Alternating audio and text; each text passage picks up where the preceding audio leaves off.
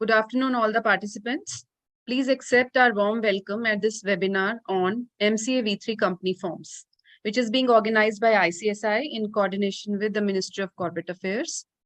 As you are all aware that the Ministry of Corporate Affairs has released its first set of company forms to be filed at V3 portal. The list of such 9 forms are Dir3 KYC, Dir3 KYC Web, Dpt3, Dpt4, and CHG related forms, that is CHG1, CHG4, CHG6, CHG8, and CHG9.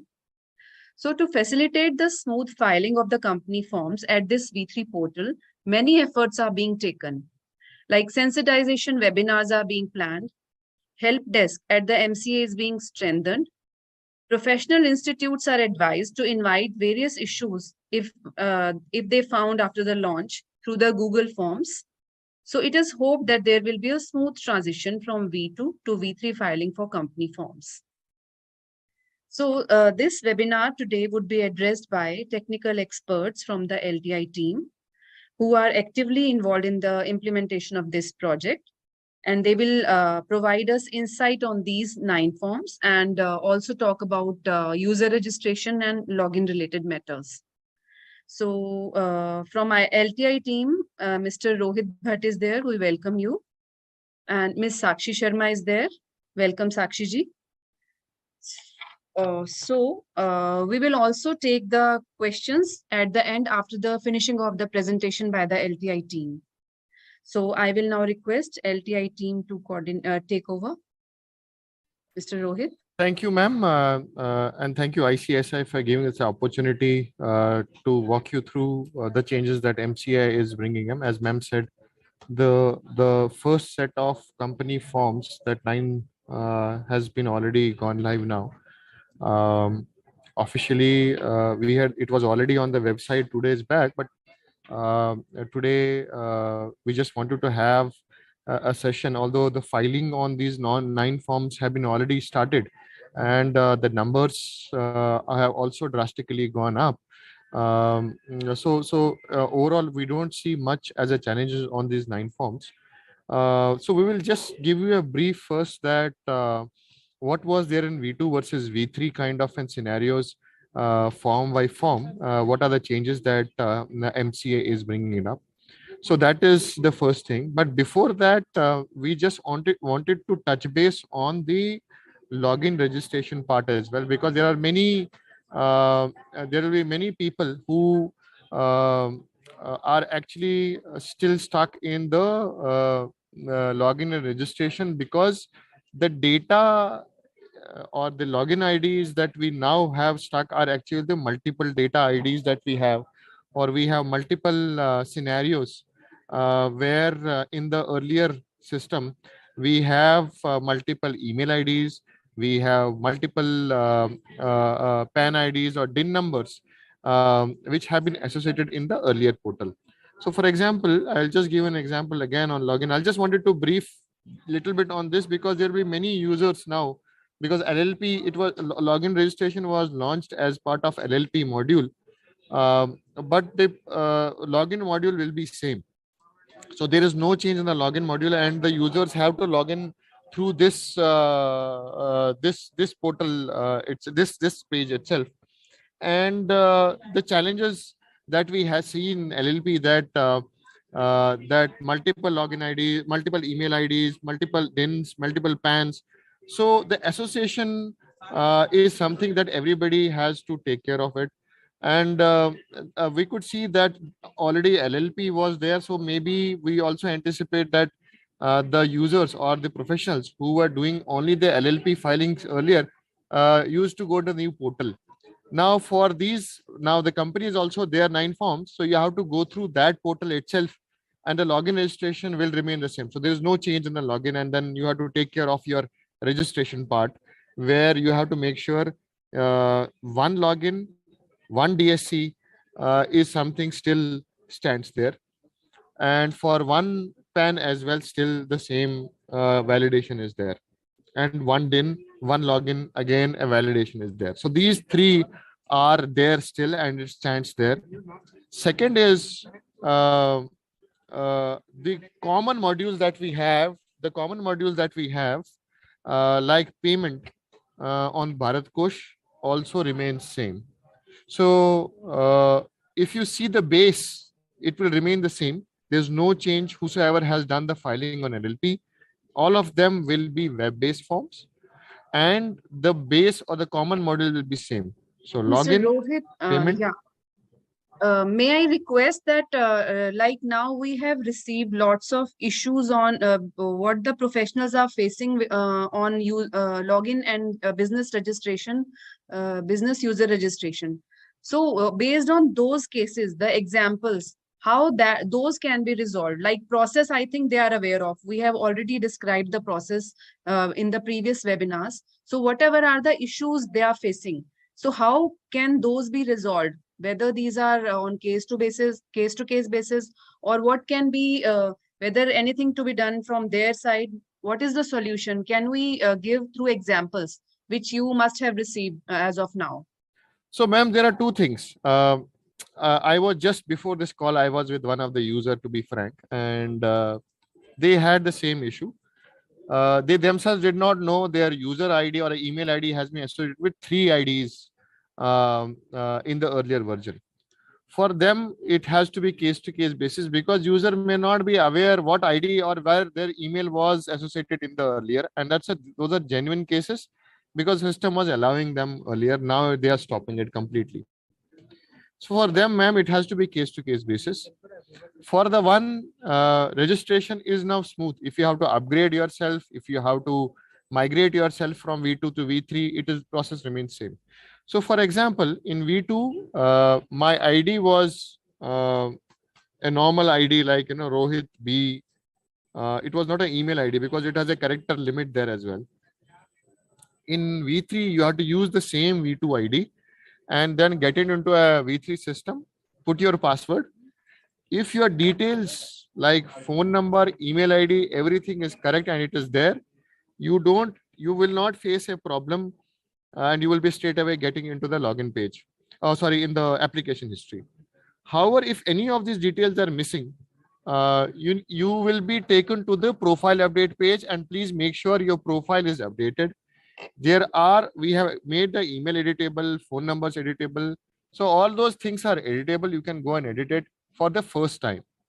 So please make sure whatever emails you are using and whatever OTPs that you have where you are supposed to receive, please make sure your emails and phone numbers are the ones where OTP and those are enabled. Important is the new system has security validations like this, like OTP validations. If you are changing your device and try to log in from one device to other device, it will ask you an OTP, because these are security related concerns which everybody or all the websites for the government of India are now taking care. So that has been enabled as a security measure. So answer your question, Deepa ma'am. I know I gave a lengthy answer because you asked both the questions. If there are more than one IDs or one or two IDs, or your PAN or your DIN or your email has been associated with multiple IDs in V2, I would request to create immediately a ticket on our service desk and make sure your issues are resolved. There are also Google Forms. Being launched by ICSI, ICAI. Please make sure to raise your issues through these channels as well, and we'll make sure your issues are resolved on priority and there is a smooth filing for your respective professionals. That should happen. That's a request, and that's important to mention that we also had LLP filing smoothly gone. There are a lot of FAQs on these forms on website available. So I'll just share my screen to showcase first the FAQs, ma'am, so that we'll just spend a little bit of time on it to showcase that how FAQs are going.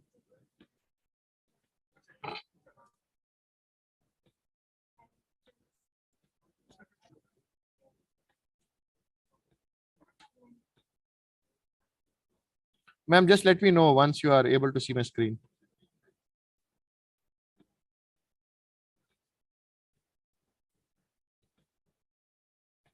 Can you see my screen, ma'am?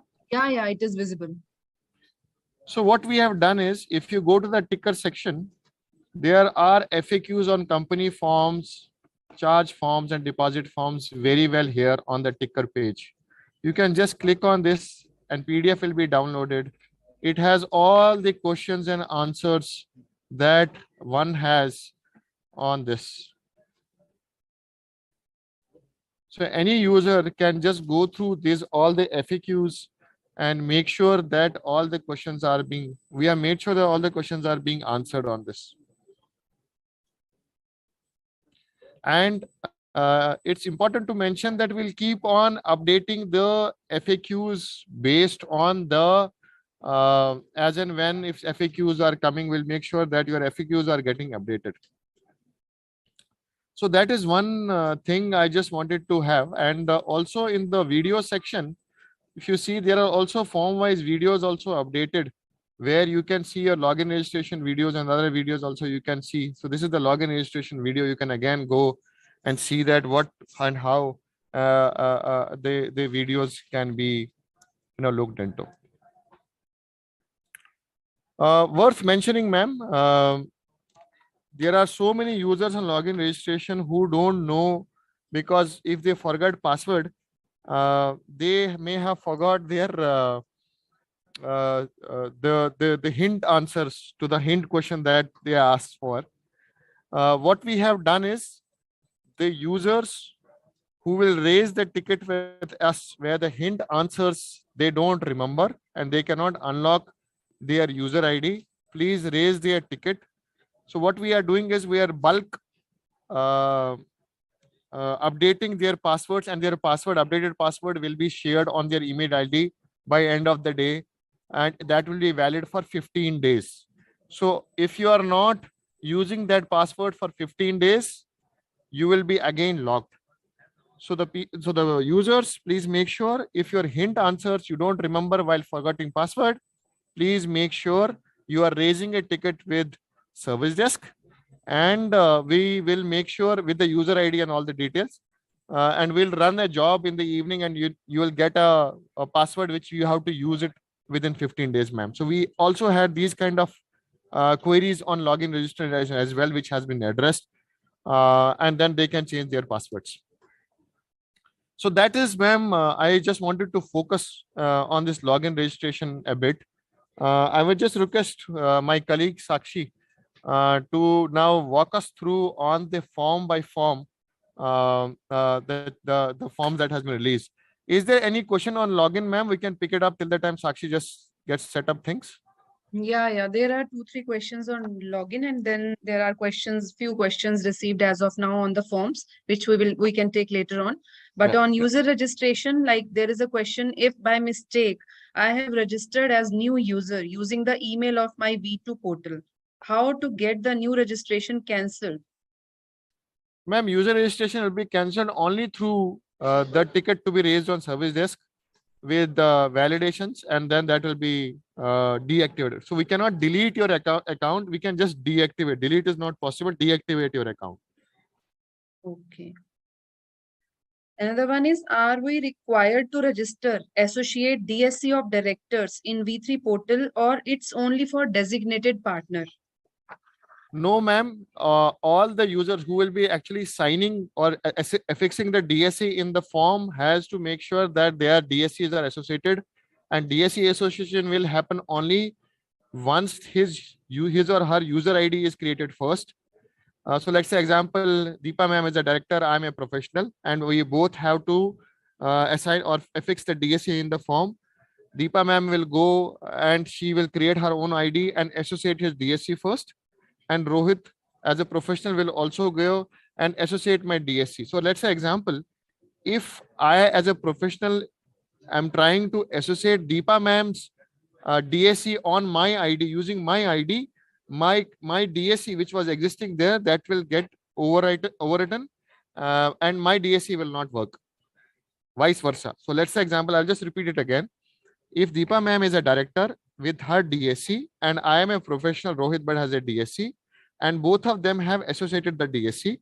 Now if I am using Deepa ma'am again to associate her DSC through my ID, my as a Rohit Bhatt's DSC will be overwritten by Deepa ma'am's, and then she will not be able to and your form will get failed all the time.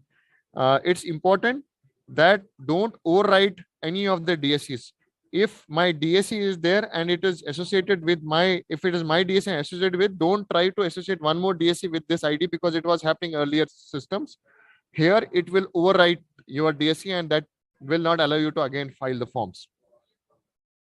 So it's important, all the directors, all the professions, whosoever is fixing the DSC in the form, please make sure a user ID is created and a DSC is associated against this email ID. So everyone who is using DSC or fixing DSC on any form is required to have that separate ID registration. Yes, business. Yes. So another question relates to that only. Is it mandatory to shift to V3 for all stakeholders to access MCA site? I think for accessing MCA website, it is not required. Whenever you want to file something or affixing DSC, then only it is required. Ma'am, slowly and steadily, the V2 sunset will be approaching once all the forms will be migrated into the new system.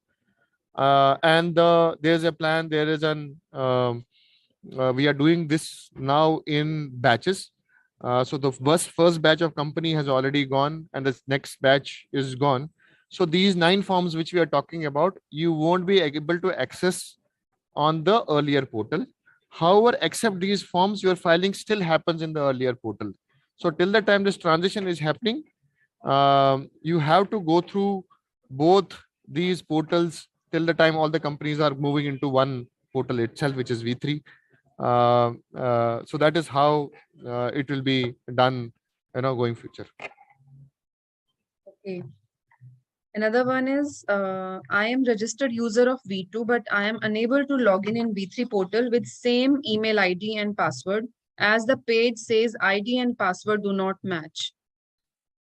So, sir, please raise a request on the service desk. We will see to it. As I said, we have made sure. So your user ID gets blocked into 3 different ways. One is that if you are continuously putting a wrong password 3 times. One is that if you have multiple IDs. Third is you for hint question and all, you don't remember your hint question to forget your password. So for all these 3 users, we have made a process to raise a ticket at the service desk, and at the end of the day, we'll send a default password to these 3 different users category. Now, if your V2 username password is not getting used in V3, please make sure to raise a ticket with us. We'll make sure that your issue is getting resolved by fixing this issue through our technical teams. Okay, so now we can proceed on to the... Okay, so I'll just hand it over to Sakshi ma'am. We'll just take questions at the end of it once this session is completed. So Sakshi, you can skip the login registration. I think we have already put a lot of discussion on this. You just straight away move to company once.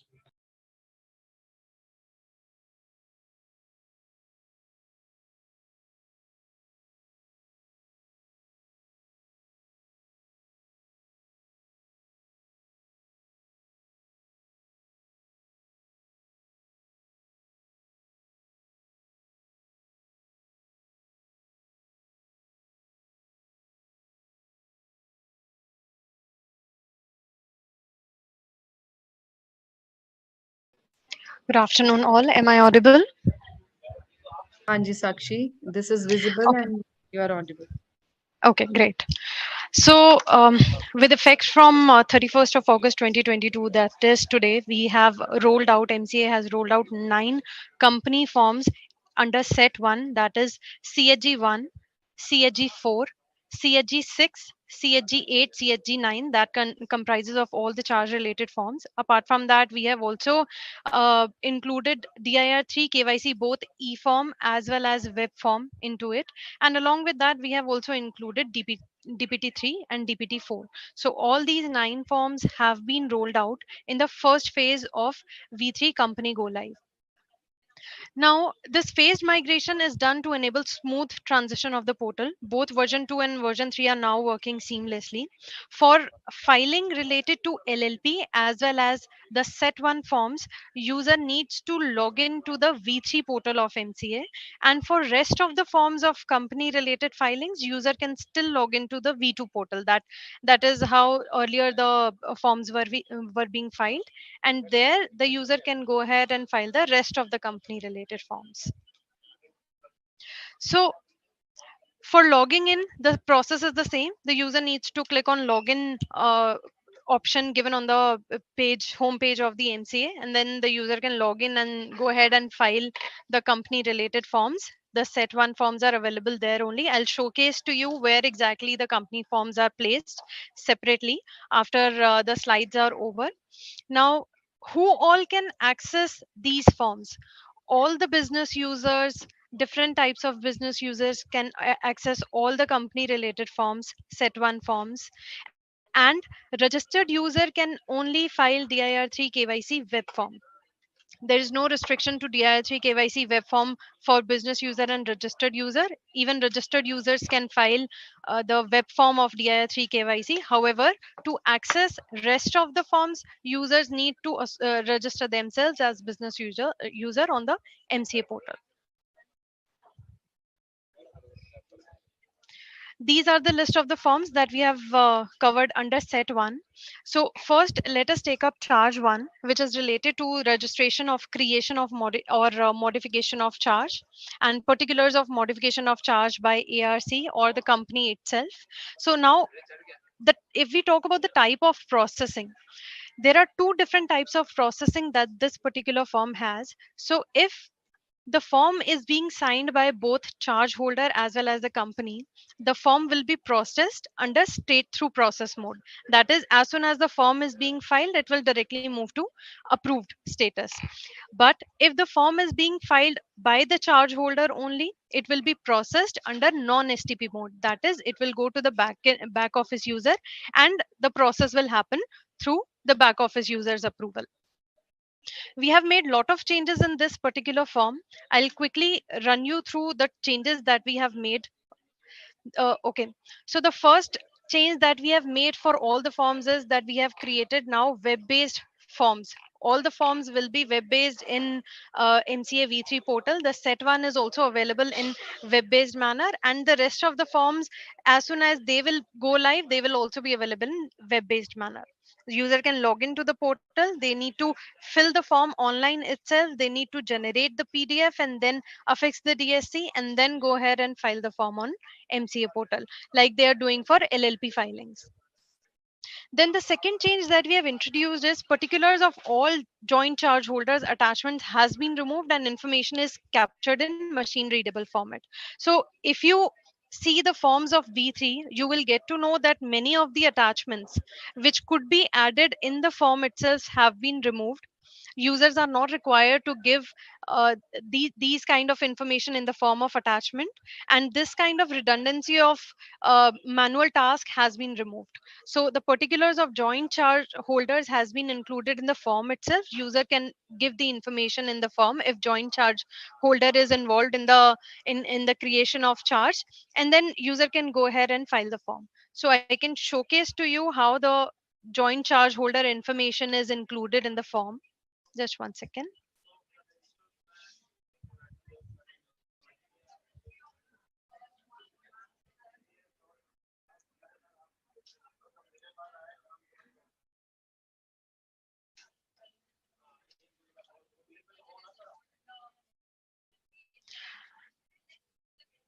So this is how the information of joint charge holders will be captured in the form of CHG1. Here, the information of all the joint charge holders can be given in the form itself. You can download the Excel also here and attach in the form of an attachment. So if there is a lot of information with respect to the joint charge holders, the user can download the Excel also, and in the same format, the Excel will get downloaded in the system of the user, and they can fill the information and give as an attachment also, and they can fill the information in the table also here.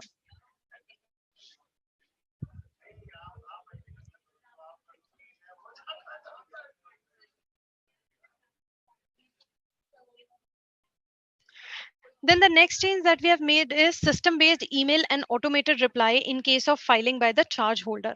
So for example, if the charge form is being filed by the charge holder only and the company is not at all involved in the signing of the document, in the signing of the form, in that case the charge holder can file the form. However, the back office user will mark it for pending for user response, and an email will be sent to the user, to the company for which this charge form has been filed. And when the response is submitted by the company, then only this form will be processed under non STP mode by the back office user. So this is a very new change that has been brought in to the V3 system, wherein pending for user response will be marked, wherein charge holder is the one who is filing this particular form, and company is not involved in the filing of the form. So as soon as the response positive or negative is submitted by the by the user, then this form will be processed afterwards. So I'll also showcase the kind of email that user receives as soon as charge form is filed by the charge holder.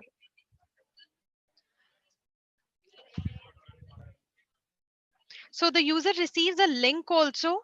In that particular email, user needs to click on that particular email, in that particular link, and he will be redirected to login page.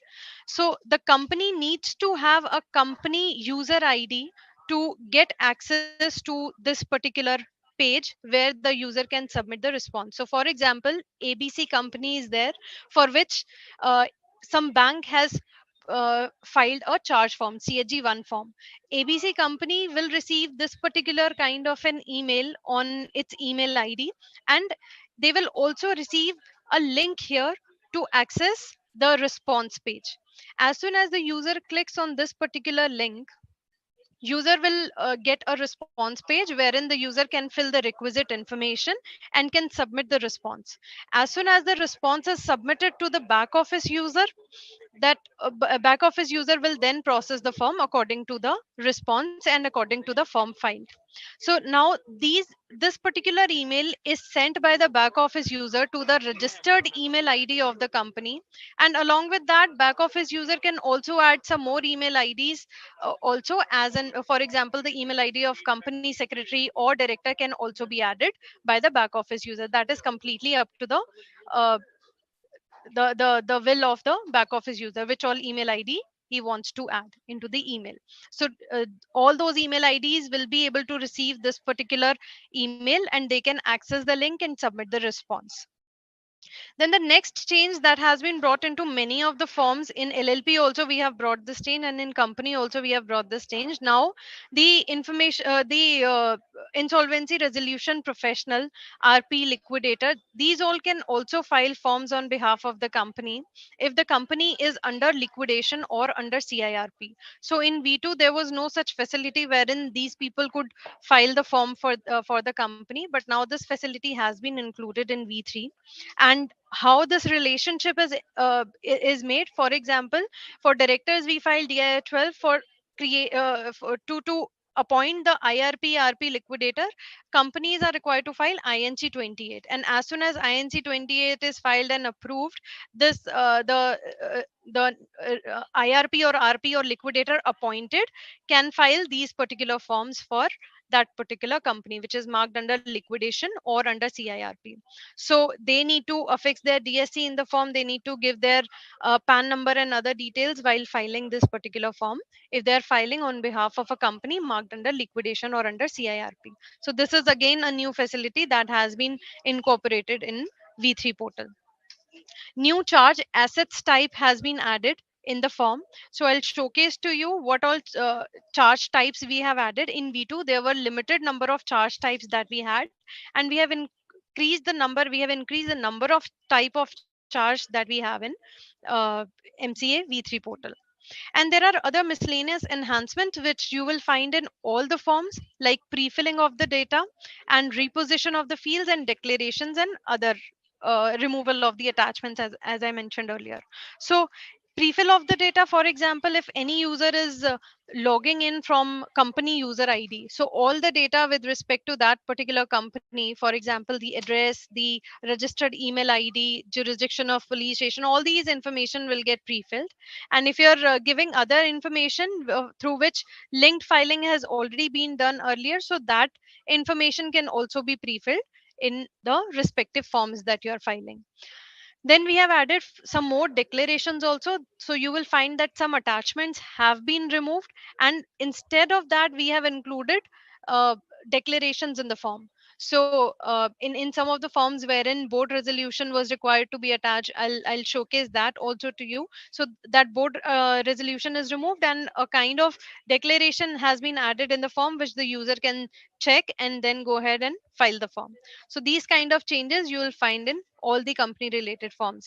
Before you go ahead and file any company related forms, or even if you are not required to file it at present but you may require to file it later on, we would request you to go to MCA portal. We have shared all the videos related to how the forms are being filed in set 1. You can access those videos, you'll get to know how the filing is to be done. We have shared the FAQs also, you can go through the FAQs also, all your queries will be answered through these two things.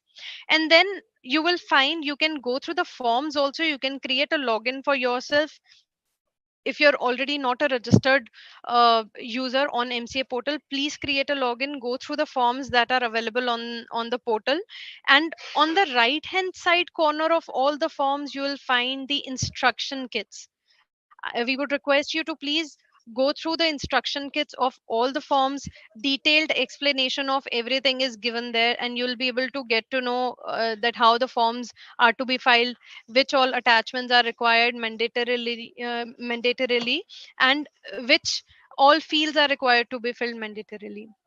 So all your queries will be sorted then and there itself if you go through all these things on MCA portal itself. Then if we move to CHG4, but prior to that I will also showcase what all charge types we have added in V3 CHG1 form.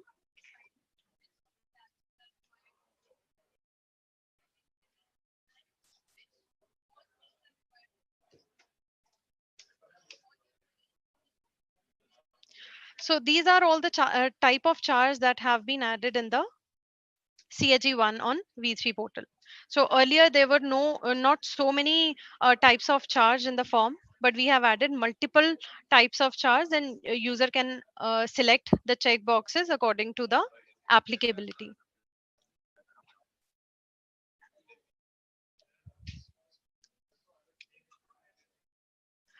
Then moving to CHG4, that is for satisfaction of charge. So this form will be processed in STP mode if it is being signed by both company and charge holder, and also if the form is being filed within 300 days of 30th to 300 days of satisfaction of charge. So this form will be in STP mode if these conditions are satisfied. If not, then it will be processed under non STP mode. I'm sure that professional users are already aware of it, and they can accordingly file the forms on MCA V3 portal. Like all forms, this form has also been made web based, completely web based form. There are certain attachments which have been removed. One of them is letter of charge holder stating that the amount has been satisfied. So this was earlier required in V2 portal. Now, since the form is being signed by the charge holder, this particular the requirement of putting this particular attachment has been removed. Again, here system based email and automated reply will be there in case form is not being signed by the company. The same process will apply as I explained for CHG1 form. Same process will be here also. Here also we have given the option to IRP, RP and liquidator to sign this particular form and file it on behalf of companies which are marked under liquidation or under CIRP. And similar kind of changes have been introduced here also, where pre-filling of the data, repositioning of the field, declaration changes have been made. So this you will find in almost all the forms.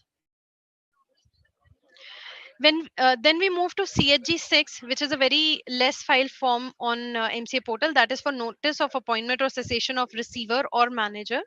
This will be in filed in non-STP mode. Then we already know the due date of filing of the form. From appointment or cessation, it has to be filed within 30 days of appointment or cessation as applicable. This form has also been made completely web based. The attachments that were earlier required to be given in form in field number 9A and 9B have been captured. So I'll show you the format of the form, wherein the attachments which were required to be filed earlier have now been put under declaration, have been put under form itself.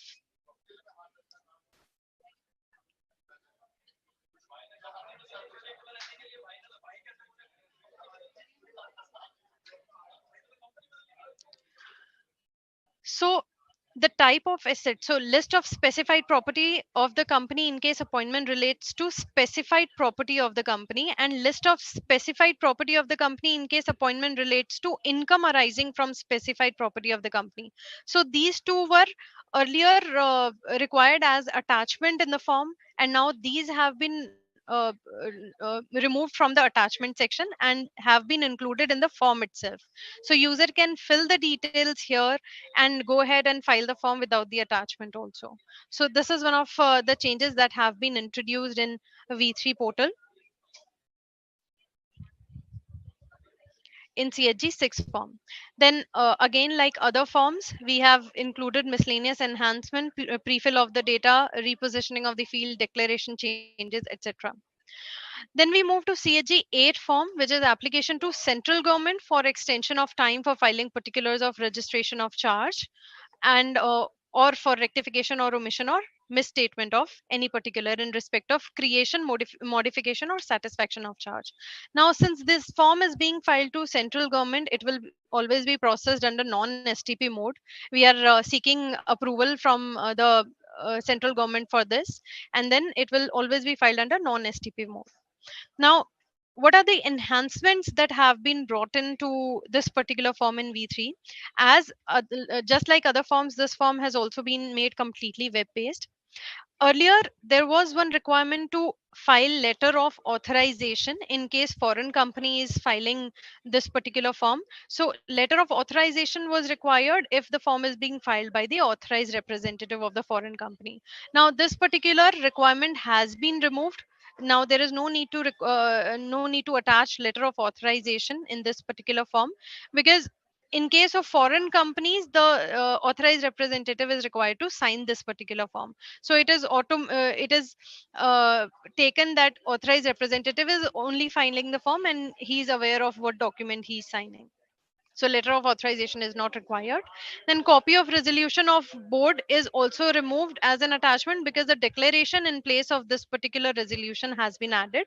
So these kind of changes have been brought into MCA V3 forms, where all attachments could be removed, redundant attachments where could be removed, they have already been removed, and they have been added as in the form of text in the form or in the form of declaration in the form.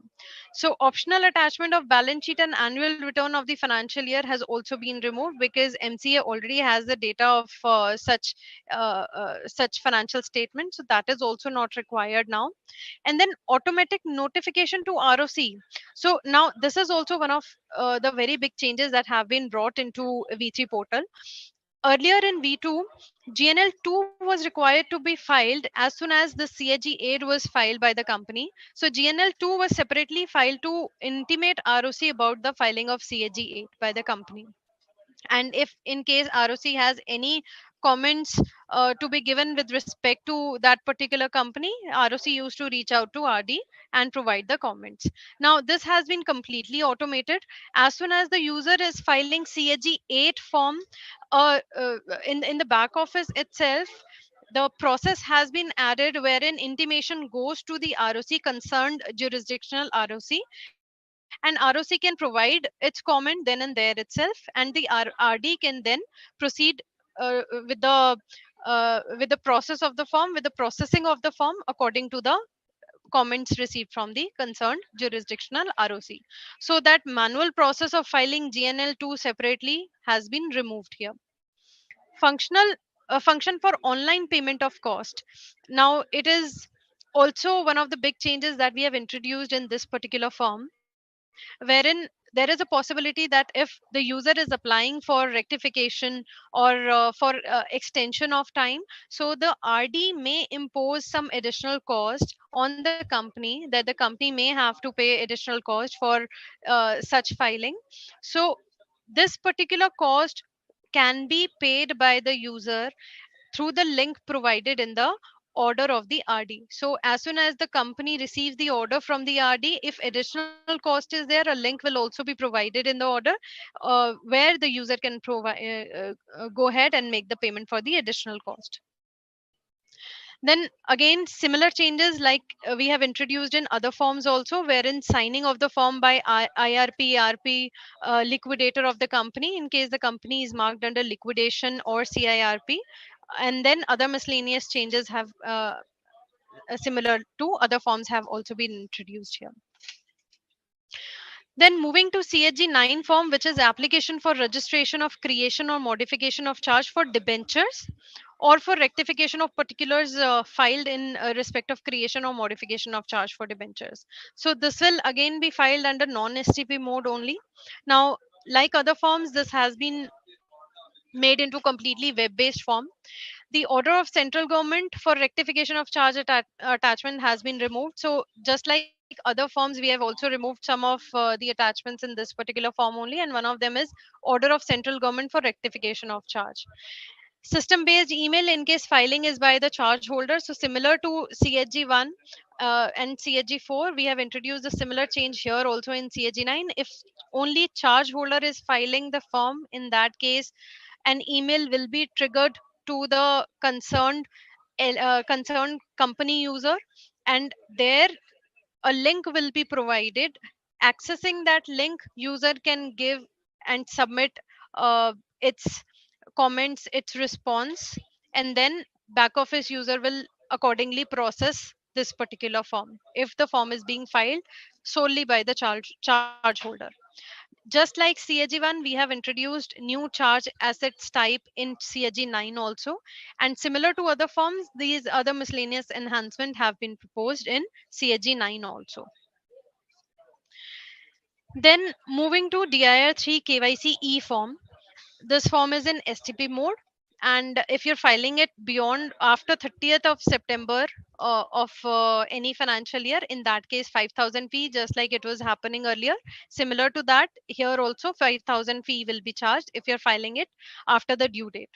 And then what are the enhancements that have been introduced in DIHE KYC? So form has been made web based. Now additional data field has also been included with respect to the jurisdictional police station. So in LLP forms, if you have any of you have filed LLP form, you would have seen that jurisdiction of police station field is an additional field in many of the forms wherever registered office of the LLP is required for, or any changes with respect to the registered office of the LLP was captured. So in the similar manner, we have introduced jurisdiction of police station field in some of the company forms as well. And this is there in DISG KYC E form as well. And similar to other forms, other miscellaneous enhancements like pre-filling of the data and repositioning of the fields is also what you will find in DISG KYC form also. DI3 KYC web form. Now this, as earlier, it will be processed under STP mode only. And this, as I mentioned earlier, can be accessed by the registered user also. So apart from all the eight forms under this particular set one form, this is the only form which can be accessed by the registered user. Rest all 8 forms in set one can be accessed only by the business user. So now moving to DPT3 form, that is return of deposit. Now this form will be processed under non-STP mode in case where return of deposit or return of deposit and particular of transaction by a company not considered as deposit. So in such case it will be it will be processed as non STP mode, and it will be processed under STP mode in two circumstances. The one is one time return for disclosure of details of outstanding money or loan received by a company but not considered as deposit, and particulars of transaction by a company not considered as deposit under rule 2 sub rule 1 clause C. So in these two cases it will be processed under STP mode, and in the rest of the two cases it will be processed under non STP mode. Now, like other forms, this form has also been made completely web based, and processing type, as I mentioned, it has been changed to STP mode under two particular scenarios. There are certain attachments which have been removed from the attachment section. One of them is auditor certificate and details of liquid asset. These two have been included as a part of the form itself. You will see the details of liquid assets in the form itself, and auditor certificate is also there in the form of declaration itself, wherein auditor is also required to sign this particular form, and along with a membership number. So statutory auditors declaration is also separately given in this particular form itself. So user may or may not attach these particular attachments in the form. Then attachment of copy of instrument creating charge has been removed, and the SRN in place of that, SRN of CHG1 and CHG9 are required to be provided. So this particular attachment is also something user is not required to give now. If you're giving the SRN of CHG1 and CHG9, that is sufficient to file this form. Now we have also included additional data fields for capturing the aging of money or loan by the company, which are not considered as deposit. So I'll showcase to you which all such fields are there in the form, and it is a complete description of such amount which is not considered as deposit by the company, and you have to give, the user has to give complete aging of the money and the loan taken by the company, which they are stating not to be considered as deposit. Then there are certain additional fields added in the form. So for example, the if under the rules your user is required to file dpt1 form through gnl form. In that case you are required to provide the srn of the gnl1 wherein dpt1 has been filed through gnl1. So you are also required to give the srn of that particular gnl form. Then Excel format of the attachment has also been added in the list of depositors. So there may be a possibility that you have a lot of depositors in your company. In that case, you can download the Excel format through the attachment section, and you can provide the information there for the list of depositors and submit the details. Then other miscellaneous enhancements, like it is there in other forms. Pre-filling of the data, repositioning of the fields are similar to other forms have been introduced in dpt3 also. So I'll showcase to you dp3 the format of dpt3 form, where such attachments have been removed and they have been made a part of the form itself.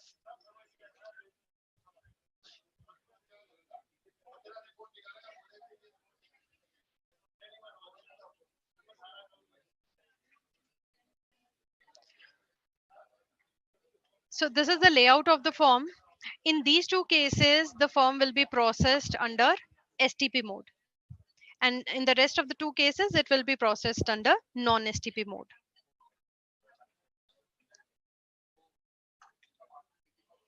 Particulars of liquid assets have been included in the form itself. You are required to give all the details in the form itself instead of an attachment.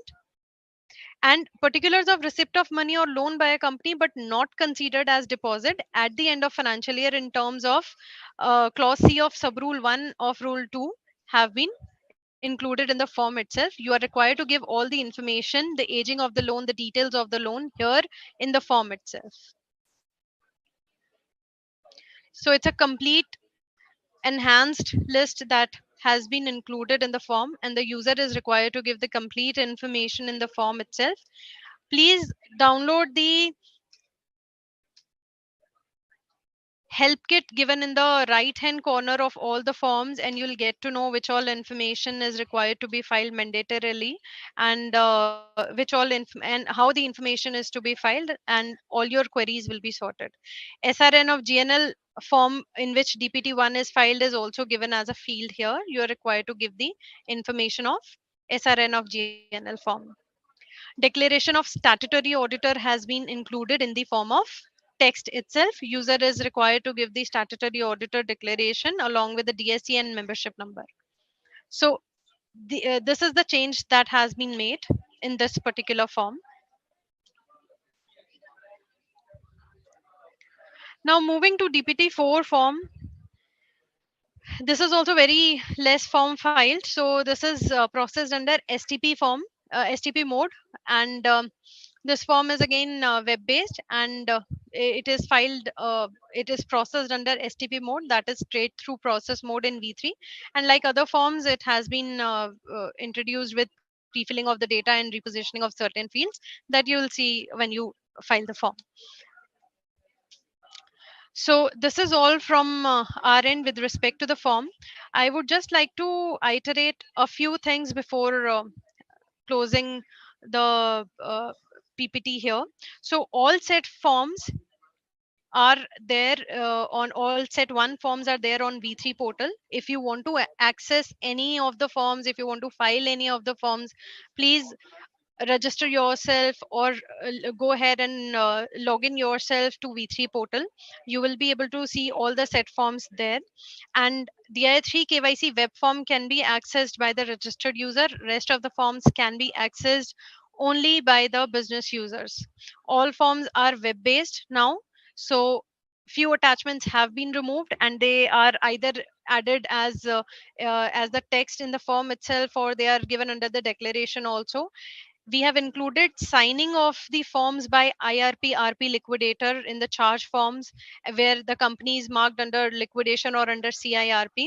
We have also introduced automatic notification to the ROC in case of CHG 8 form, and if it is if when the user is filing CHG 8 form with the RD, so automatic notification will go to the ROC for its comments, and then separately filing of GNL2, that hardship has been removed from in the V3 portal. Now, online payment of additional cost in case RD is imposing any additional cost in CHG 8 has been made online in V3 portal. We have also included system-based email and automated reply in case of CHG 1, CHG 9, CHG 4 form, which are being filed solely by the charge holder. So automatic email and automated reply will be accessible by the company users. For this, I would just like to add one thing.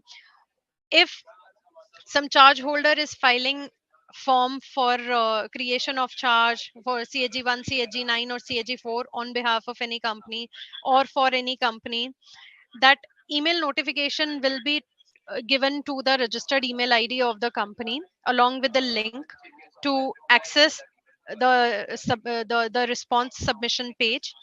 Now, this email can be sent to more than one email IDs depending upon how the back office user wants it to get processed. They can send it to the registered email ID of the email, and they can add more email IDs also into that list.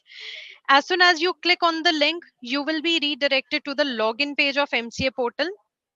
Make sure that you have company login ID created, because this link can be accessed by the company user only. So for example, if ABC company is there, I need to make sure that I have the login created for ABC Private Limited or ABC Limited. And if I click on that particular link, I will be able to access the response page only with my ABC Private Limited or ABC Limited user ID. So if I am a professional, I am a director user, or any other company secretary user, I will not be able to access submission that response page. I will only be able to access it through my company login ID. Now, we have added some different kind of charge types of charge in CHG1 and CHG9 forms. And similarly, we have added pre-filling of the data, and declaration changes have also been made in the form. So this is it from our end. I would also like to showcase to you a small video which is also available on MCA V3 portal. The users can go to the MCA portal and access all those videos, how the form filing is to be done. I'll showcase to you CHG1 related filing.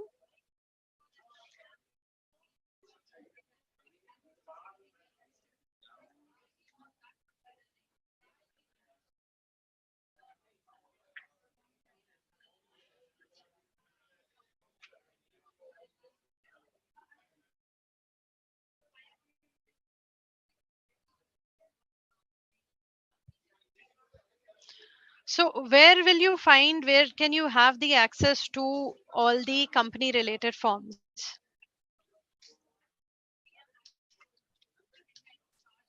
So if you go to the MCA portal, you will find MCA services tab on the screen. You place the cursor on MCA service, you will find different types of list of services that is available under MCA service. You place your cursor on company e-filing right below LLP service, and on once you place your cursor on company e-filing, you'll find different categories of company related forms. Now there are DIN related filings, there are charge related filings.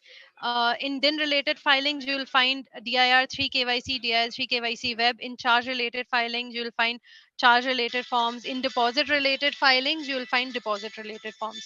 So this is where all your forms will be available. Now, if you're a business user, you can access all these forms. And if you're a registered user, you can access only DIR3 KYC web form. Just like LLP forms, this is how the MCA V3 form of company look like. On the right hand side corner, you will find the link to download the help kit, which is marked under blue in blue color. You can click on this particular link. In a separate tab, you will be able to see the complete instruction kit. You can download it also in your system, and you can refer to it anytime you're filing any of the forms. If you're a company user, your SIN will be automatically pre-filled here, and all the related details will also get pre-filled here. If you're a professional user, you can file forms for any company, any LLP. When we're talking about set one forms, you can file these forms for n number of companies if you're a professional. And if you're a director user, in that case, you'll get a drop down of all such companies wherever you are associated as a director. So you can select under that particular drop down, you can select the the name of the company for which you want to file this particular form. You need to give the requisite details on each of the pages, enter the particulars of charge holders, enter the particular of charge. You need to give the attachments here. So maximum 2 MB attachments can be attached singly. And overall, the form size has been increased from 6 MB to 10 MB. So overall, the when the PDF gets downloaded after all the form has been filled, you that particular PDF along with DSC, all the DSCs along with all the attachments should be maximum of 10 MB, which is accepted in the MCA V3 portal. Earlier it was 6 MB and now it has been moved to 10 MB. On web form, you are not required to put the DSC. Once the PDF gets downloaded, that is where the DSCs are required to be affixed. So if you're logging in from a professional user, you fill all the information, download the PDF, share the PDF with such people who are required to affix the DSCs on the form. Once they affix the DSC, you can again log into your system and upload the signed PDF in your system. In the application history, as soon as you log in, you'll find a tab of my application. In your application history, you will find all the SRNs which have been created by you, all the applications which have been made by you, along with the status of such applications. As soon as you click on as soon as all the information is filled in the form, and you'll get a review page to completely review the form once again. Entire page will be available in one screen itself. You'll be able to review the page. If you want to edit anything at the end of the form, you can click on edit, which is given on each section, and that particular section will get enabled. You can edit the information and go ahead and again submit, again save the form. So you need not go back to the first or second page again to edit any particular information. As soon as you click on submit, your SRN will be generated and a PDF will get downloaded. And this particular SRN will be available in your My Application tab to for further reference of yours. This is the kind of PDF which will get downloaded as soon as the SRN is generated. So user is required to affix the requisite DSCs and then upload the DSC here on this particular screen. The DSC affix file is required to be chosen and click on upload. As soon as all the DSC validations and other pre-scrutiny checks are done, the proceed to payment option will get enabled and you'll be able to proceed to the payment. So this is it from our end. If we have any questions with respect to set 1 forms, we can take them up right away. So, ma'am, I think this gives in-depth understanding of the forms that have been released on the MCA from the company set 1 perspective. As I said, the process or the core modules remains the same. The payment, the logins, and the users or the stakeholders were already using these functionality earlier. It's just that we are moving from a PDF version to now completely a web form is what the change will be there. Is the only thing that has come, and these 9 edition forms. So slowly and steadily, the other forms will also get migrating to this. It's requested that the stakeholders who are doing only the company filings move their login and registrations, do upgrade it as soon as possible on MCA21 V3, so that there is no disturbances or any hindrances while they file the forms, and it should go smoothly. So that is what the request is. With this, ma'am, we are fine to take up the questions, if any, from the form perspective. Yeah, there are certain questions which I will be taking up. So from the questions, like I can see that there are many questions which are specific to a user. So like if there is a Dir3 KYC, some people are able to file, some people are not able to file. So there must be certain system specific issues. So I will request you to please share what attention one should take care, like cache removal, or some other Adobe Reader sort of a thing. What are the specifications which one should use before filing the forms? These new forms. As such, ma'am, from the system or the technical perspective, there is nothing restrictions. The only restrictions that we have or is across all, the Microsoft has taken up Internet Explorer. It's IE Edge now, which is supported from Microsoft. That is the only web browser that is not supported by Microsoft, and that will not be used here. Internet Explorer Edge is the new thing. IE Edge is the new thing that they have launched. It's not new, it's very old, but that is the only supportive browser that we have. Other than that, there are not much restrictions on the browser perspective while accessing the MCA website. I would request that at least a cache should be cleared, and make sure your OTPs is going to the right email and IDs and phone numbers that is actually registered with us. So let's say example, if my ID has different phone number and I'm using a different phone number now, and I'm waiting for that particular OTP in the older phone number, that will create always an issue. Because in Dir3 Kyc, let's say example, because as a DIN registration and phone number and email OTPs both has to go to that, and the emails are already mentioned in the form itself. Make sure you are using that phone number and email ID while filing the form. So that is one thing that we have in DR forms now, that OTPs will be going to these. And what is the time limit for expiry of these OTPs? Ma'am, as of now, 30 minutes, but earlier systems or 30 minutes is the time limit that we have for these forms, the limit of the OTPs. 30 minutes is good enough time if one needs to coordinate with foreign directors also. Yes. So, should I take questions now? Yes, ma'am. So these are scattered in, I mean, there are certain Dir3 related queries, certain CHG4. So I will take randomly whatever comes first. Yeah, I would also request that if we are not able to take the questions, I think, ma'am, you have already launched the Google form on ICSI, where these issues will be logged through ICSI. So I just wanted to, upgrade all the stakeholders that, there are separate Google forms being launched by ICAI and ICSI, where you have to make sure that you upgrade your issues or update your issues, and make sure you are also putting your SR number with, if you have raised the SR number with MCA, mention that SR number also in that Google form, and that is being shared with us daily by ICSI when we are making sure that these are getting resolved. Please use that process to make sure as the issue resolution is happening smoothly and quickly. Yeah. In the Google form, we have made a particular column for providing the MCA ticket number as well. So I will take certain questions because there are many professionals who have logged in. Around 7,600 professionals are there. So they must be waiting for their queries to come. So I will take the queries now.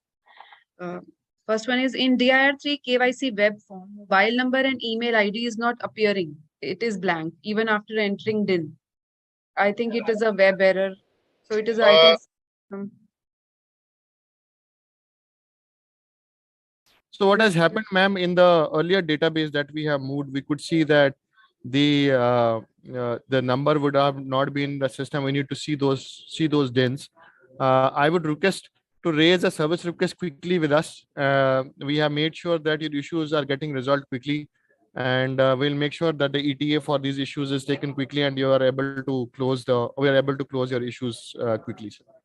Yeah, many questions are basically on this also, the tickets they have raised. Many people are saying that we have raised tickets and not able Ma'am, to. can you just collate it together, because it's a very quick thing, we can do it, and these email IDs and phone numbers can be updated easily, ma'am. Right. Looking at your earlier database that is with us, we'll make sure that those are being taken care of. Okay. As we all were facing some issues while generating OTP for foreign directors during Dir3 KYC. Could you please clarify that this issue will not trigger a new filing system? It's just a suggestion. Okay, I think the foreign directors have been taken care. You can use it, and the OTPs will go to them as well. Another one relates to CHG form. Tried to file CHG1, modification of charge form. First page is being saved, but second page and third page cannot be saved to submit. Ma'am, so what happens is when we move from one form to the other form, because this is a pre-filled information that comes from the database, because of this web form, because see, there are two things that will change a bit. Let's say example, the form has some data field that is required to be pre-filled from the database, and if any of my information is not there in my database and it is trying to pull the data from or pre-filling it, and it's a mandatory field, it will not allow it to go. So it's request to raise a ticket again quickly with this screenshot through ICSI and help desk of ours. We will address your issues and concern quickly, sir. And just to add to Rohit's point, one more point I would want to add, that just please check on the page that you have filled the information. If any of the fields is, if it is marked as red under red color, you need to make sure that the information is correct, or you need to give that particular information, because that also doesn't allow you to save the information on any particular page. So make sure that all the information that you're providing is correct and all the requisite information is given in the form. Another one relates to CHG form. Where can we download the charge forms, since the same is not available on MCA portal? So I think I've already shown you where exactly the new forms are placed. So you can. Okay. So they can refer to that. Okay.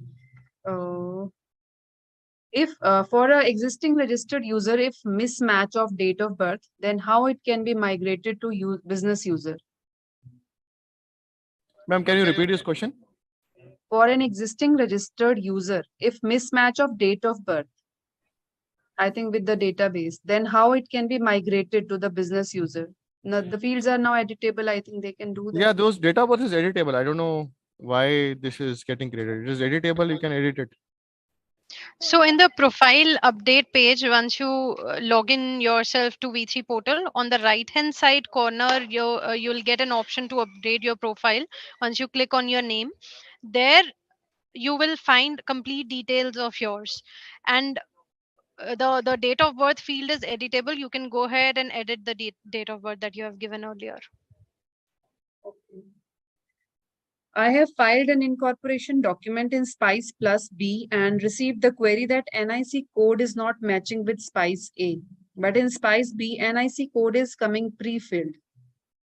And this is spice related query. So Ma'am, this is spice related thing. I think This is it should not be here taken in separately. case. Yeah, not Yeah. part of this discussion.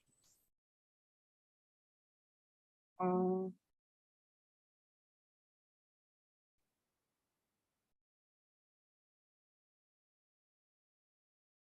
ये तो हो गया.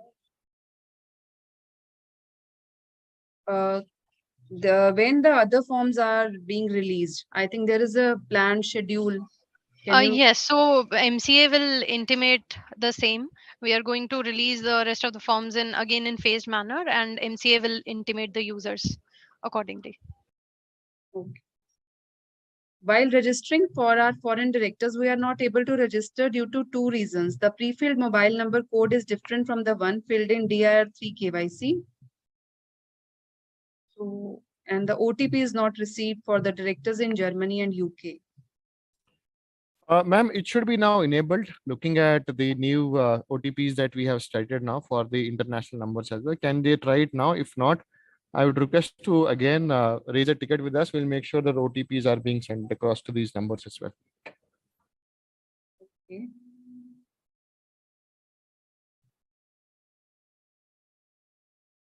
I am getting OTP for my profile update, but I am not getting confirmation after submitting.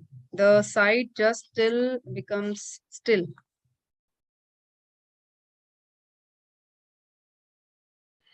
So if the user is updating any information in the profile update page, make sure that you first update all the information in each and every field. There is an option to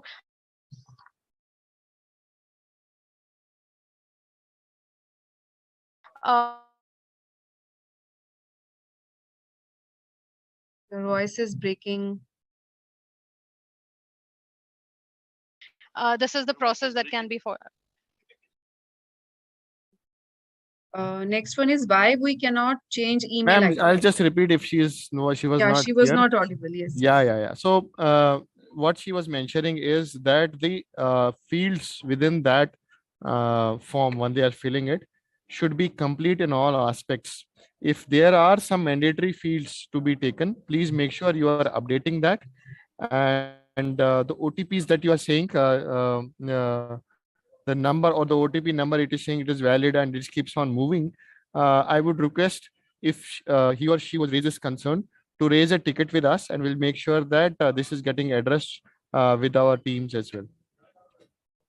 Next is why we cannot change email ID. I was earlier working with X company. At the time of registration, I used official ID. Now I am not associated with that X company. So how can I change the email ID? The username of a particular user, and that cannot be changed. So if you want to add any particular email ID, you can reach out to MCA for that. If the user is putting any particular email ID in V3, that will be the username of that particular user. So no change can happen in the email ID or the username per se.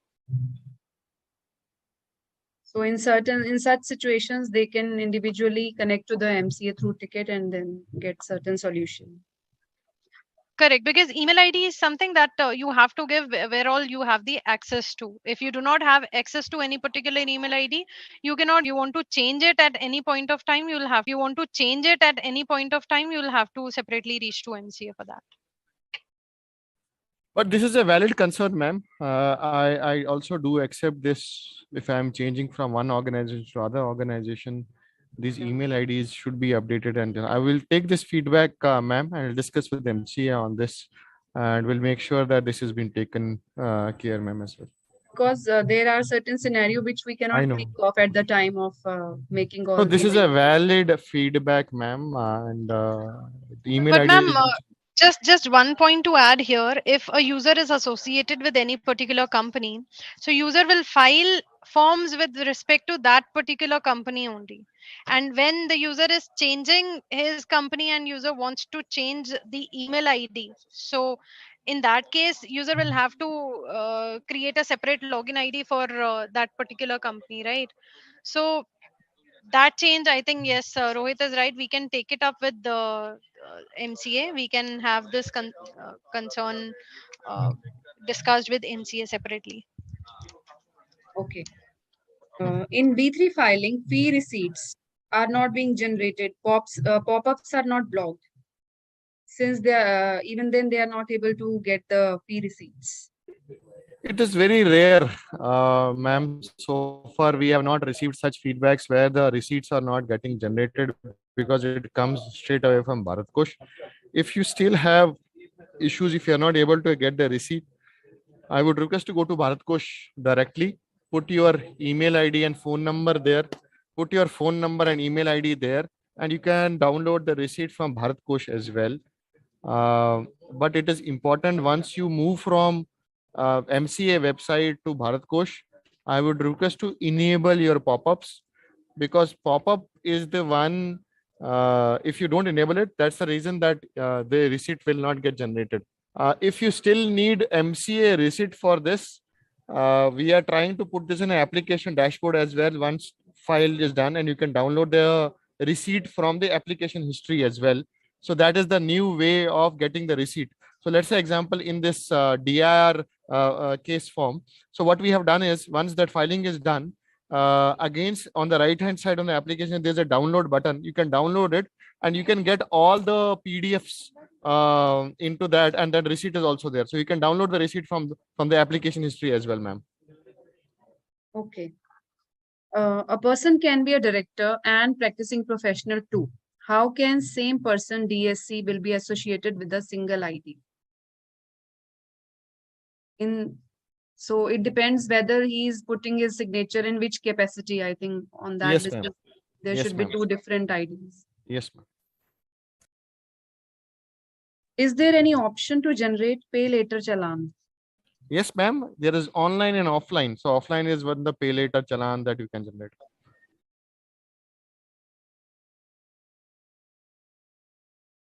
While updating profile in V3 portal from business user to professional user, using login credentials of V2 portal, a dialog box pop up that your PAN is already registered, and due to which we are unable to access V3 portal.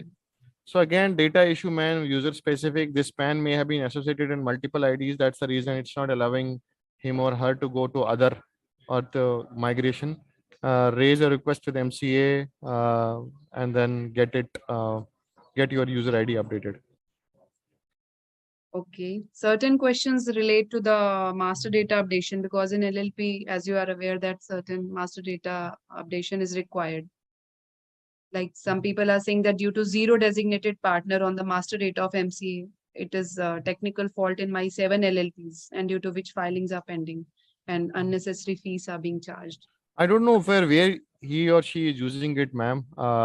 Master data is getting updated only through 3 and 4 forms only. So whatever master data or the 3 and 4 were updated or changed earlier, it is only due to that the master data gets updated. Your 11 and 8 is not impacting your master data at all. It's only 3 and 4. But the previous So data. previous data also is, ma'am, there only in the V2 systems. So what has happened, there have been number of cases we have seen that the data has created a lot of problems in the earlier system, and that we need to see that how we can cater to that. If your 3 and 4 is correct, your master data will be always correct. The form so we have seen many of the users have found file 11, they have found file 8, and they are looking for contributions amount in the master data, which is not the right way to look into the contribution amounts or obligation contribution amounts.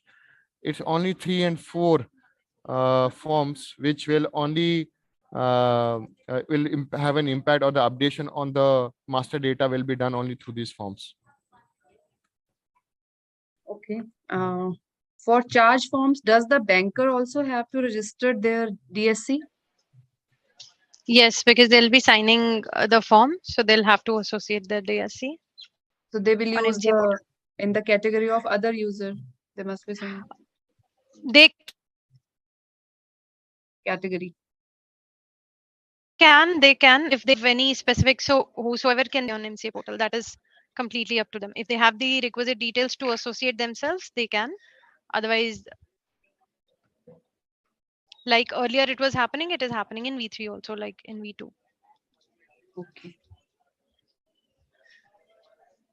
One of our director has been trying to register as business user but unable to enter details in a mandatory field, address detail, contact detail, and hence Yes, ma'am. unable So this is a pre-filled field. We have already fixed this thing for some of the users where the address was not there in the field. Again, a user-specific issue where the address was not there in the database table. We are trying to fix this for these specific users where address, because it's a pre-filled field from the database, and it's a mandatory field to not allow them to update.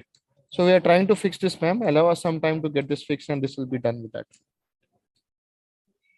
how to download the challans for forms uploaded on V3. When we put SRN in track transaction status, it shows invalid SRN. Ma'am, if you want to download a transaction in all the new forms in the application history, on the right hand side, there's a download button being enabled where you can download all the challans. It will But it download. asks for SRN, na? And it says that It invalid. has challan, no? There's no need to put them because he can find it from the application history. No, the challan number is there, Okay. the SRN number is there, name of LL pin, SIN, and Every everything is challan. there. Okay. Every Okay. challan has separately been maintained there. In form LLP format, charge name of ICICI Bank is not available. So if charge name is not there, you need to click on others instead of any other name, and there you can either see in the drop down if ICICI is there or not, or otherwise you can again click on others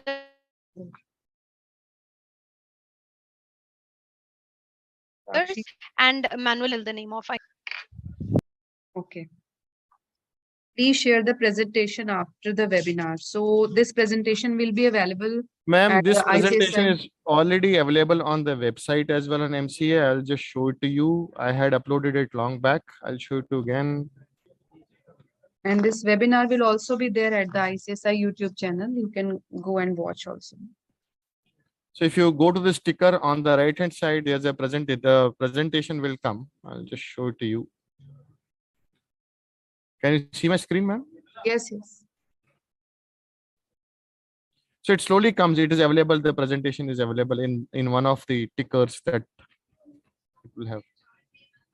It is available at the MCA website. The presentation is available. I had uploaded it in the last the webinar that we had. We had updated the presentation as well here. Okay. So we used to put all the presentations, FAQs, everything is available at the MCA website. One can go and watch. Here it is, ma'am. If you see it now, this webinar presentation MCA V3 login registration and company go live. It is there. So I'll Yeah, just it go is. there, download, and I could see the website or presentation here. Okay, okay. It is available. It is available, ma'am. So, right. So next question relates to, please provide us the system requirements of V3 portal. You have already explained that there is no any specific other requirement than certain except certain, I think, internet browser you have told. Anything else you want to say on this? Any system requirement?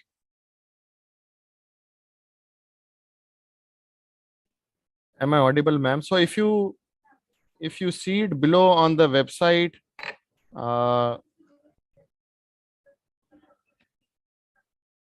just go below. If you'll see, I can't see. Hold on, ma'am. It is written here. What is the site will be viewed in Microsoft Edge 89, Firefox 0, Chrome 89.0. So this is updated here. You can refer any system requirements from here. Okay. Below the MCA website. Yes, ma'am. It is at the end. Okay.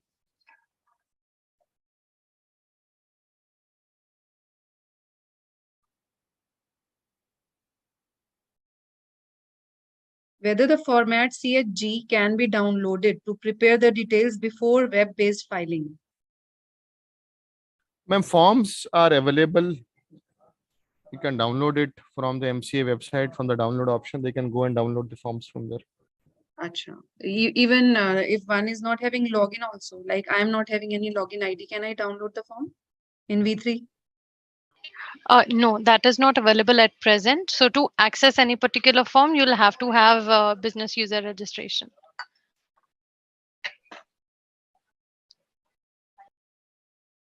Each attachment in new form CHG1 is limited to 2 MB, which makes attachment size 4 MB. Any possibility of its increase as this size is too small? 2 MB of attachment or of complete form? Attachment they are saying. Ma'am, so there are different attachments that we have in CHG1, and each attachment is of maximum 2 MB. So I think that is very well sufficient.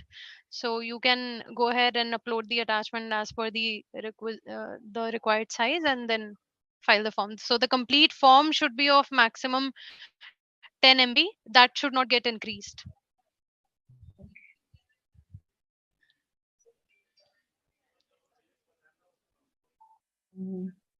Kindly share the presentation. This we have addressed. How can we calculate percentage of joint charge holder? The percentage of joint charge holders.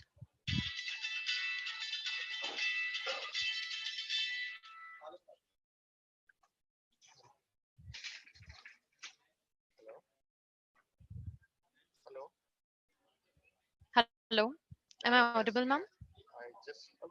Hanji, you are audible.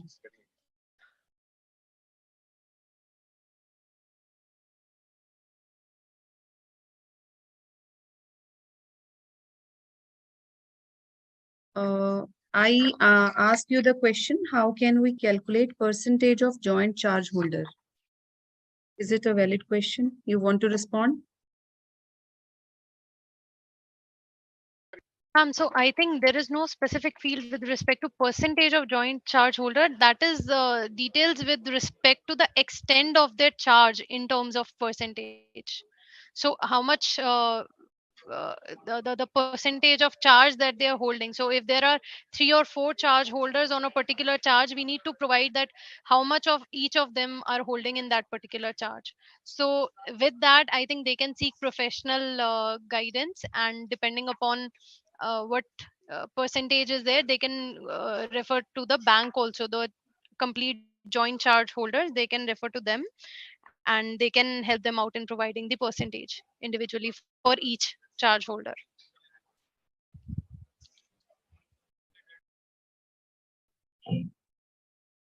How will bank officials be able to append their DSC? Will they need to register? This we have already answered, that they need to register themselves, right?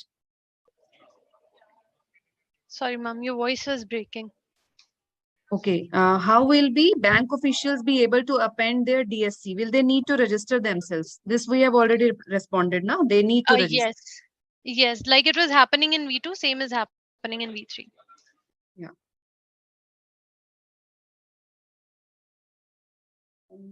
State and city name not editable while changing the details of user. State and city, it gets automatically pre-filled as soon as you put the pin code. So once the country is selected as India, and once so the first field that has to be filled is country, and then you provide the pin code, and then the state and city field, it gets pre-filled from the pin code that is provided by the user. Okay.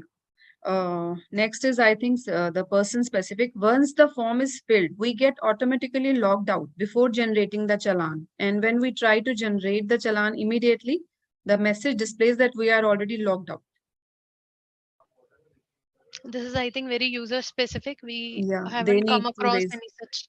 Yes, so they can reach out to us through Google form that you have shared. Okay. The submit button is disabled in V3 version of form in form CHG9. So I'm not able to submit it.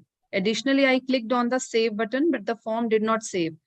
The same query is received, I think, 2-3 times. The form is not getting saved. in the charge related forms? we can cross check it at our end, and we can update ICSI also about it, and the users also.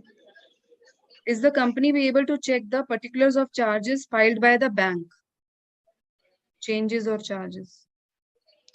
Is the company Able to check the Mhm. particulars as filed by the banks? Yes. So, like earlier, the PDFs were shared. The PDFs can be shared by the bank to the users, and they can check the particulars. And in the response page, also the user can check which all information, the requisite information, is there in the response page. And apart from that, the user can get the PDF from the bank itself, where all the charge has been filed. Because without users' response, the form will not be filed. So anyhow, bank will have to share the PDF with the user to allow them to submit a correct response. Whether these forms are already available, or should I wait till tomorrow? These forms are They are available. already, yes, they are already available. So some professionals are saying that if you could show the demo form for filing Uh, of these forms in the next, that I've already shown in the video. like The like videos, filing, the demo acha, live filing. filing maybe. That can be done. That can be done, and also the videos are available. All the videos for all the set one forms are available on MCA portal. You can go through them. Each one of Okay, them you can go through. right. This is a repeated query. I have two IDs on V2 portal. One ID is registered as business user, which is being used for filing for last 10 years. And another ID is as registered user, which is rarely used. Now, at the time of launch of V3 for LLP, I migrated the V2 to V3 portal because at that time there were certain issues after the user. I think this is a specific question. We can request them to raise ticket and get in touch with you. Do we need to affix DSC at same place after download form? As in many of the cases, when we are creating charge after affixing DSC of bank representative, and then we affix the DSC of director at another place. In this case, can we affix DSC at different places? So this I already mentioned while explaining the process, that the if for example if professional is filing the form, you can download the PDF and share the PDF with the people who need to affix the DSC on the form, and as soon as you receive the DSC affixed file, you can upload it through your system. So The different places uh, are possible. yes, definitely. There are many queries of fetching data in LLP V3 as well. How those common queries resolved in common company V3? Company V3 master data.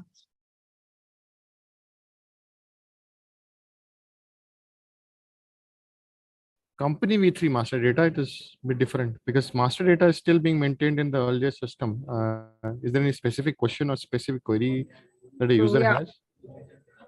they are generally asking whether, like in LLP V3, there is a issue with regard to fetching of data from V2 to V3. So, No, man, it is still the same. There's no change. And although there were some master data related issues earlier, which we have fixed already, we don't see much now master data issues. If there are some still pending, just do let us know. Raise a ticket with us. We'll make sure that we'll address your concerns. So, like for generation of challans, there are repeated queries. We have made payment and paid challan is not generated in V3. Kindly guide how to generate the challan. In Bharat Kosh, not providing actual MC challan, only provide the receipts. Kindly guide.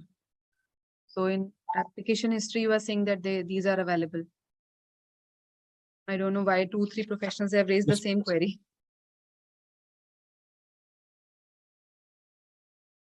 You are not audible. Mute, on mute. Yes, ma'am. I said yes. Yes. Yeah. Okay.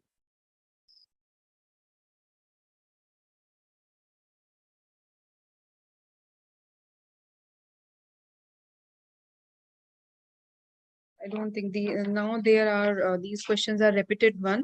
So if anything is left out,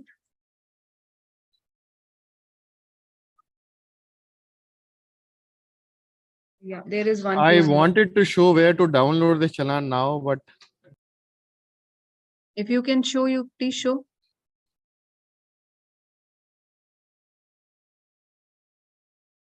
You have to, I think, then log in, and there should be a certain user ID. You must be having certain user ID. You are Yeah, on. I'm not a domain person, but I have done one of the testing. So on the right hand side is an action button called download. Mm-hmm. So you can download from here and just put it there. If I just download it here, you can download from here, and it will just generate a Challan, the receipt that you had from here. So that is the way and the new systems have been built. So this is just a test user. Please don't take it uh, as in final one. Just download from here, and you will be able to get a PD, the common folder. Within that, you will see the forms, the receipts. All those things have been addressed now through this functionality. Okay. So is the limit of Dir3 KYC web will be maximum of 10 for a single day? Certain limit is there day wise? As of now, there is nothing like limit that, ma'am. The filing will not be stopped for this limit and all.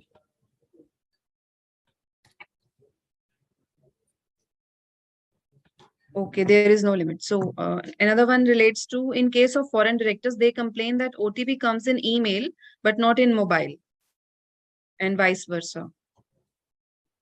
Maybe net issue. With this functionality, I think this has been taken care. The international numbers have been now taken care. So just check it out once. If you are not able to do it again, please make sure you're raising a ticket with MCA and we'll able to address your concerns. Role check of DSC of director in V2 portal is again required to role check in V3 for filing of first set of 9 forms. Yes, ma'am, because it's a fresh, because in earlier systems, there was no one-to-one mapping of email IDs with DSCs. In the new system, you have to associate your DSCs, then only you will be able to do the filing for directors or professionals. Okay. If any CHG 9 is pending for approval since last many days, then whether I have to file it again, or what is the approval No, process? ma'am. In the application history of this user, he would see his entry would have been there, and the status is as is wherever it was, whether it was with user for resubmission, whether it was for BO officer for him to approve or sending to resubmission. Wherever it was earlier, it will remain as it. You have to edit the same SRN and move forward.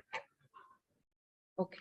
At present, when filing Form 3, that shows contribution other than cash instead of cash since last many months. So, ma'am, is it okay if I share my screen again? So I just did a download of my form. Yeah. So this is the form. This is the folder that got downloaded. So it has the PDF and it has the receipt. So if I download from my application instead, these are the two documents that will get downloaded. One, the form, the SRN of the form against this SRN, and then the receipt as well. So with this, your SRN or the receipt problem will be closed, ma'am, from the application history. If individual who is filing Form Dir3 KYC for the first time, in case of Dir3 KYC, can one update the mobile? No, ma'am, not from this process. You are not supposed to upgrade or change the mobile ID through just because it's a pre-fill information. But I think it is through KYC only it can be done, right? Dir3 KYC, through Dir3 KYC web, it is not possible. Like it was not possible earlier also. In Dir3 KYC form, yes, you can. Okay. If we file Dir6 and not updated till now, so we have to file Dir6 again in version 3 Yes. portal. No, not in V2 only. You have to file if the information is not, or they have not done a compliance on this. So if you want to change any information, Dir3 KYC is the form. If you haven't filed till now, you can go ahead and file Dir3 KYC with the updated information. And if you want to file any change in between after filing Dir3 KYC, you can go ahead and file Dir6 in V2 version through company forms. The rest of the company forms, as mentioned, are available in V2 version only. You can go ahead and file Dir6 there, and information will be updated.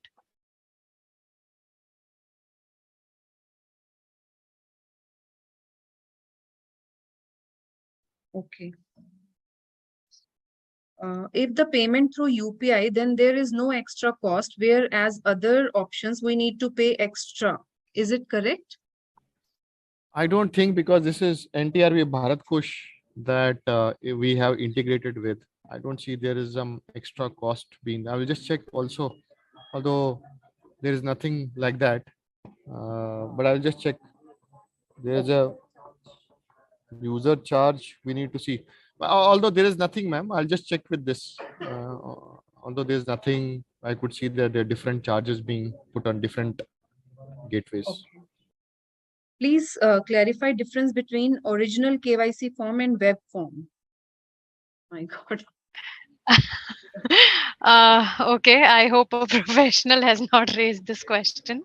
So basically, Dir3 KYC web form is something, if, for example, if there is no change in any of the details that the user is filing, if only you need to do the compliance of the Dir3 KYC, you can go ahead and file Dir3 KYC web form. A complete list of details that you had filed earlier will be available on the portal, and you can click the checkbox that the details are correct and go ahead and file the form without the payment of any fee and without the affixation of any DSC. Now this form is available on MCA portal, and user can a registered user can also log in and access particular form.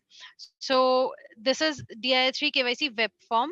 When we talk about DIR3 KYC form, so that is something where again no fee is applicable if you're filing within the due date. If you have any changes to be reported, you can file this particular form, and this is an annual form, so if any change is there, you can report to DIR3 KYC form, and if no change is there, then DIR3 KYC web form can be filed.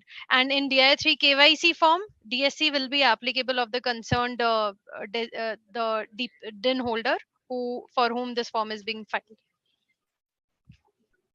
Thank you, Sakshi. Many questions are related to registration as a business user, because some has filed, like you already told, there are multiple email IDs which are linked with the PAN. So many questions are related to that. So I think the answer to those all question is to raise the query, and because these all are specific to the concerned person, so that need to be addressed specifically through the So ma'am, what is happening is, because these are user specific and we are trying to reach as many as users slowly and steadily, it's not a common cause where I can fix one thing and it will be resolved for all. We have to go to specific user wise and fix the issues one by one. So have patience with us, sir. We are trying to address most of the issues through this process itself. Otherwise, we would have closed it long back. Ma'am, you are on mute if you are seeing something. Yeah, okay. Like wrongly registered as a registered user, how to change business user, they need to. I think, ma'am, you can raise through Google Forms as well. So if you can just put it through Google Form as well, which you have, and then probably we can take it at one go and try to resolve as many users as we have. Right. In DIR3 KYC web, after OTP, the page is moving to payment. Ma'am, this was a issue raised by some of the users. This has been fixed now. So as soon as I am submitting the form, it will give me a pop-up there. Because okay, so there is a confusion, by the way. It will show me to proceed to payment on the pay fees page. It will show me a zero charge, and if I pay to proceed to payment, it will not take me to the Bharat Kosh app, which is the payment. So it, for some users, they had reported earlier, which has been stopped now completely. So on the proceed to payment itself, you will see a pop-up window coming up that since this is a zero charge kind of a thing, the message will come up, and you are not supposed to do a payment against this. Press OK. It will take you to the application history of MCA, and then download the and it will take some 30 seconds to approve this form, because it's a STP form. Once that is approved, there's a download option as well. You can download it from there, the receipts, and I just showed you the download option. Let's say example, in between you are not able to do anything and you are able to still on DS, or you are not gone to the payment at all. So in the application history, if you go to the in this SRN on the on the status tab, you will see a pay fees option. You can click on pay fees option. So in this form, you will not be taken into the Bharat Kosh, although there are some pay fees and proceed to payment options, but you are not supposed to do any payment on this form, on this SRN at all. So the terminology has been kept same, but that the system does not allow you to do any payment on this form.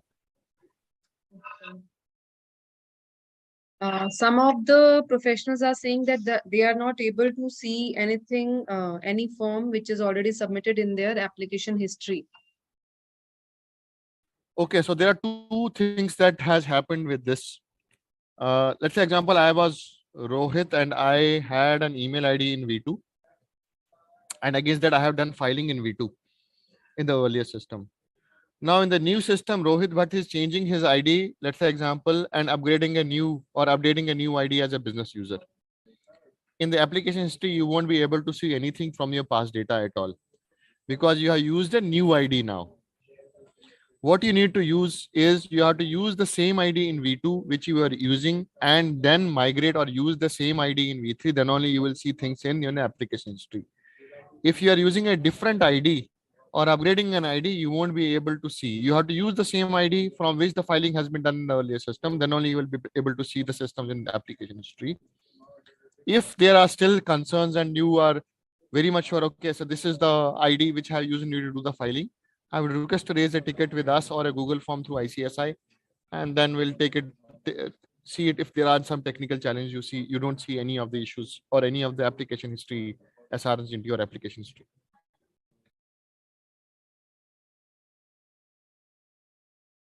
Okay. Corporates having multiple group companies can use business user option for filing.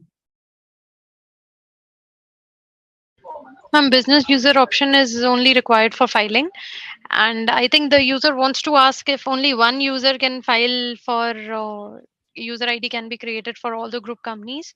So it is recommended that you use different user IDs for the company user ID. If you're talking about different company will have different company user IDs.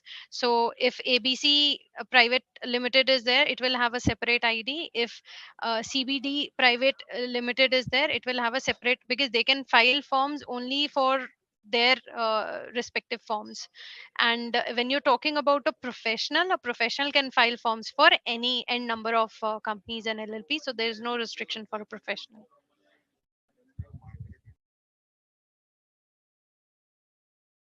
Okay.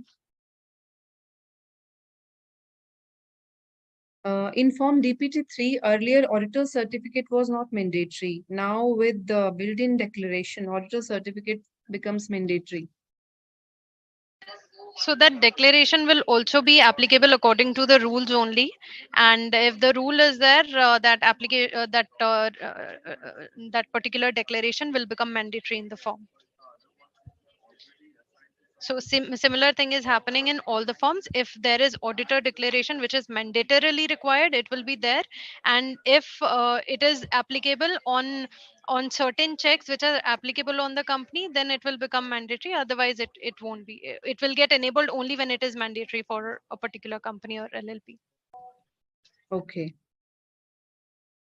I think with this, most of the questions we have taken.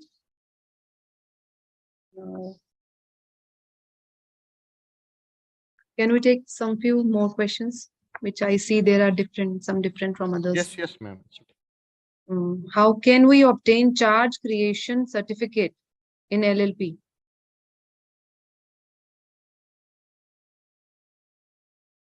Like once it is approved. So Form 8, you are saying, ma'am? Yeah, we are trying to send it through emails as of now, and in future also we are trying to see a download option in the application history will be soon coming in, so they can just download it from the application history.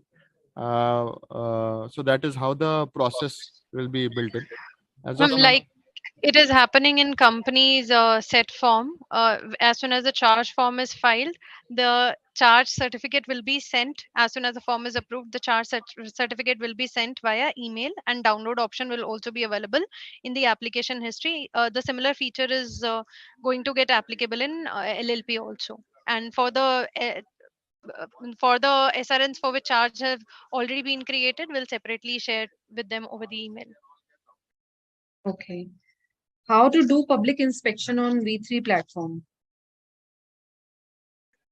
Ma'am, that is also under progress at present. So as soon as that feature is available for V3 portal, MCA will surely let the users know. Okay.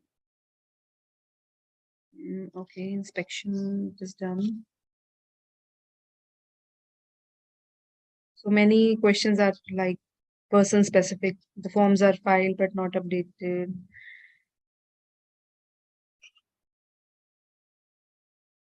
Okay, I think now we can request all these persons. The LLP was incorporated in April month, but COI not received yet.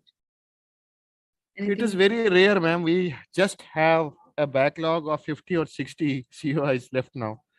It is important that we have received these emails through different sources. You need to see the email ID which you have used while filing the Philip, and that is the only email where the Philip or the COI will be sent. Please check your email ID, sir, to see that it has been gone to the right email boxes or not. Please check that. We don't have any COIs pending with us. If anything is The there, only thing that is pending, or there was an validations, I'll just wanted to confirm there are 2-3 only COIs where the email ID limit character from the CBDT is more than 40 and 60. Your PAN, for a PAN issuance, if your email ID is more than 40 characters, they don't allow you to do so. So we are trying to see the exceptions for only these 3 users, because your email ID character should not be more than 40 characters at all. Please use less than 40 characters email ID. That is what CBDT is recommending us. For the ones they have already filed or approved with us, for them we are trying to see some exceptions, but I would request everybody to use an email ID which is less than 40 characters. okay. In Dir3 KYC web, why we have to pay the fee when fee is 0? Ma'am, I just mentioned a process just 2 minutes back. There is no need to pay a fees. There is a confusion. It shows pay fees, but you are not supposed to pay fees because it takes you back to the, there's a pop-up that comes at the end which says that as the charge is 0, thank you very much. As the payment is 0, you will not allow you to take the earlier. There was some few users. So I just wanted, with this thing, I just wanted to say one more thing. So as a NTRP or Bharat Kosh process, if you are going to that portal and if there are some connections or some errors, or you are canceling a transaction, let's say example, that's a Bharat Kosh's process itself. You will not be allowed to do your payment next 4 hours.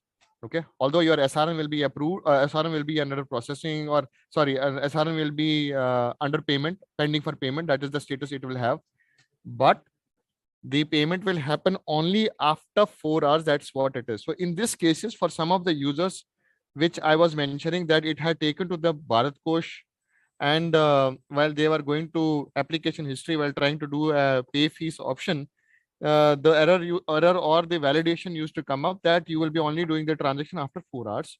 This happens only if you are go to Bharat Kosh and any of your transaction get failed, or you are pressing a back button. So we see for payment there are 200 odd users who are pending for payments on these form. Please go back and just go there. It will not allow you to do any payment. There's an error or validation or pop-up window will come that you are not supposed to do payment against this, and then it will take you to application history and your receipt will be generated and a form will be downloaded from there. So I would request that there is no validations or there you are not supposed to do any payment on the 0 transaction on this form. Okay. So lots of queries, lots of responses. Ma'am, I know there are many questions, queries. I would request to have more discussions like this for next couple of days more, not regular, yes, at least in a alternate days or maybe 2-3 days to take up these questions more and more. I know users will be still struggling on the login and registrations on these forms. I would request to have more and more interactions, and we have already opened a Google form. So I would request to go through those, update their issues there, and we'll make sure that your issues are getting resolved, ma'am. Yeah, this is the expectation the users are having from the help desk team, and your expectation from the professional is that they should also fill the correct details and do everything correct on their part.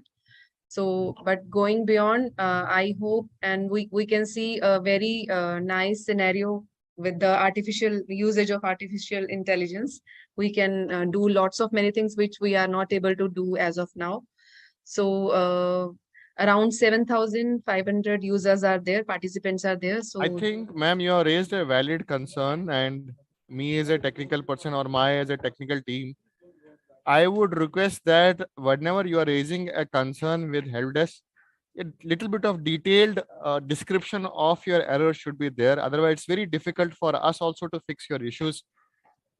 Some screenshots, some details to it is importantly to be put in, because that will help us to resolve your issues faster and quicker. That is a request to all the professionals once they raise the ticket on the service desk of MCA. okay, so with this, we are closing the webinar for today, and we will be continuing with the series of webinars for more and more questions and moving forward to this V3.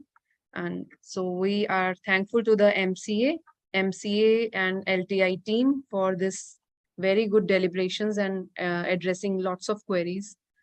Thank you so much, Rohit ji and Sakshi ji. Thank you very much, ma'am. It was pleasure, and thank you very much. Thank you so much, ma'am. Okay, thank you.